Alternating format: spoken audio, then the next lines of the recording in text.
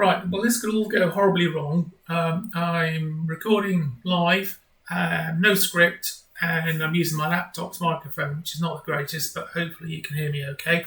What I'm looking to do here is explain to you how I start off creating one of the wagons I've made. I get some plans. What I've done is scan some plans from a book called Railway Wagon Plans by John L. Fox, which I got from a model shop in Bristol for the sum of £9.99. They seem to be about 25 quid on Amazon, so I think it was a bit of a bargain. Anyway, I'll show you how I start off. So we're in Fusion. We've got a completely blank, untitled starting point. So in the case here, what I'm going to do is insert a canvas. You guys may not have done this ever, so let's do that and see what happens. So in my computer here, I've scanned some plans. I've made sure they're square. I'll show in a separate video how to do that. And what we're going to do is put it on, is this the XY face? This face anyway, of the model. And I'm going to scale it up massively because it comes in really small. And I'm going to flip it because it normally comes in back to front too. So we can read the text, so we flipped it correctly. And I'm going to hit OK. So what we now have is that picture aligned to, let's take a argument, call it the XY axis. And also on the front face of our model. So when we build the model, you'll actually be building behind this drawing. So the first thing we need to do, as you can see, it's coming to this section called canvases, and if I open it up, and we're going to first of all create a side view. So I'm going to rename it to side, and the very first thing I do, right click on the canvas, and I'm going to calibrate it.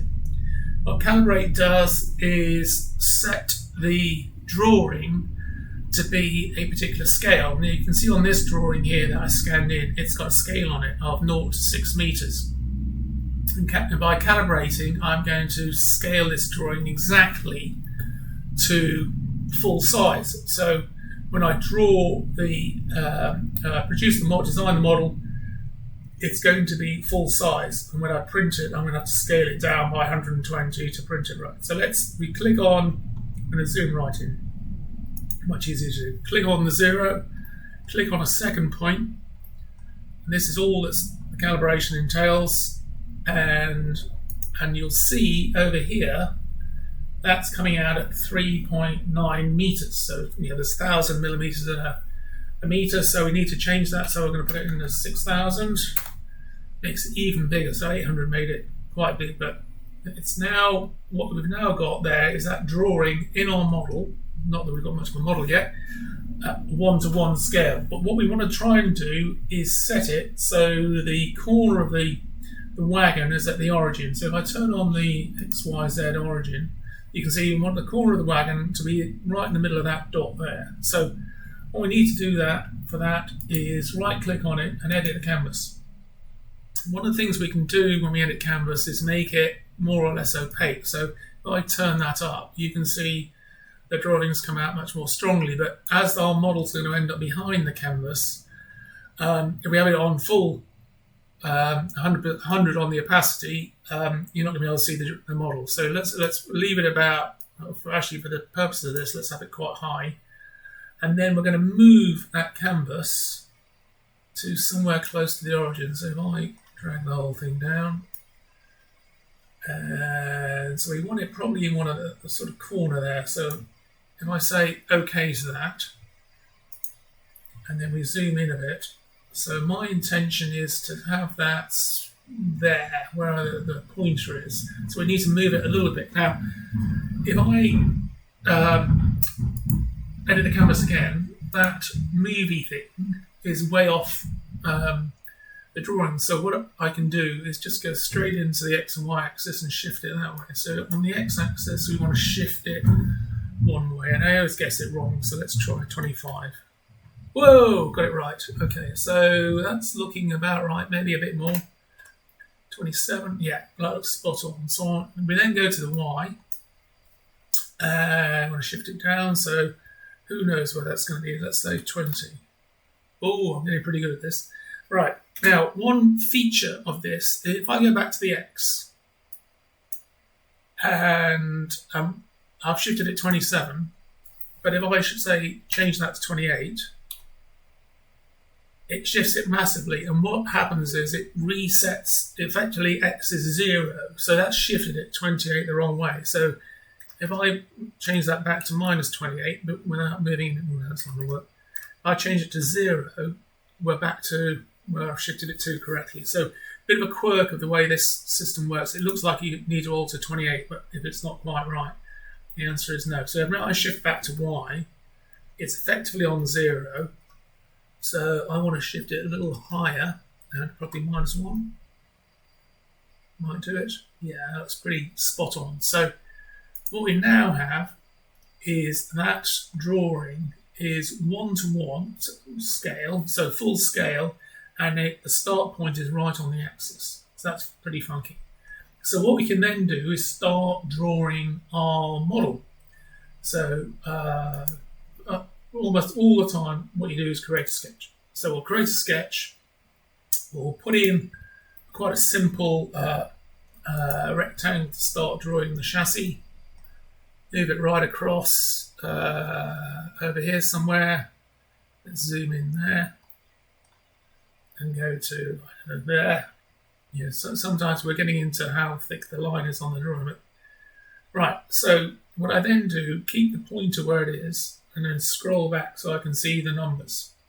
So we can see here we're on 18,800. Let's try 18,18850. So I kind of round it off. You'll find with these drawings, so the height I'm going to put 90. Hit tab to get into the next one, hit OK, and then that automatically puts the dimensions in. So what we're going to try and do now, what you normally do is once you've got the outline of the chassis, extrude it across the width of the train.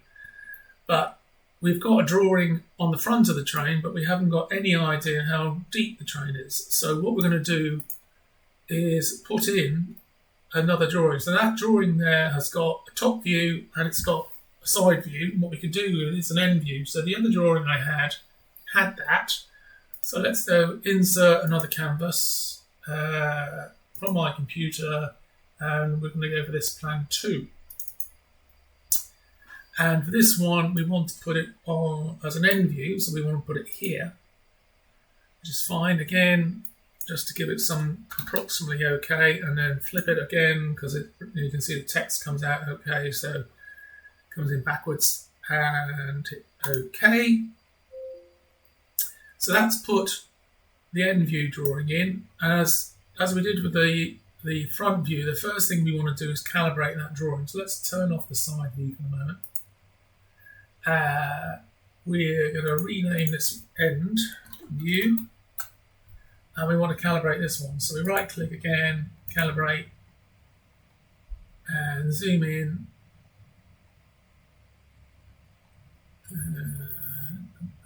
There. This calibration you can do with kind of any picture, as long as you know what size something is in the picture. You can say, okay, this is a picture of a car. I know it's 3.4 meters long, and put your calibration at one end of the car and then the other end of the car, and it will then become full scale. Over here we put in the length of the car, in this case 6,000, because that's 6 meters. Right, so we've got the end view done. Sometimes you have to turn the origin on and off to get it back, so that's that. So we want to put roughly here on the end view, again right on the origin, so we've got a nice view of it. So we'll go to the end view, edit canvas, and we do this sort of crude move first. Put it roughly right, and then hit OK.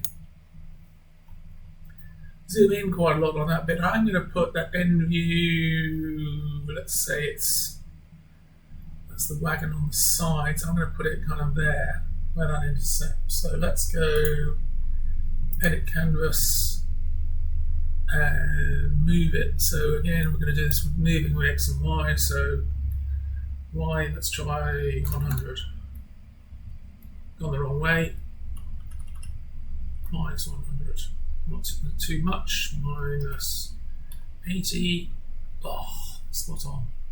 I'm so good at this. Right, X distance. So let's say minus 20. We're going right now.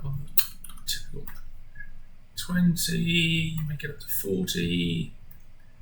Make it 50. Make it a bit less than that. 48. Yeah, that looks really good. Okay. So we hit OK. So now we've got the end view, and if I turn it on again, the side view. So if I start moving things around, you can see almost like, there's a picture of the wagon there. So if we go back to the front view, and we've got in the middle there, we've got the rectangle we drew at the start of our chassis.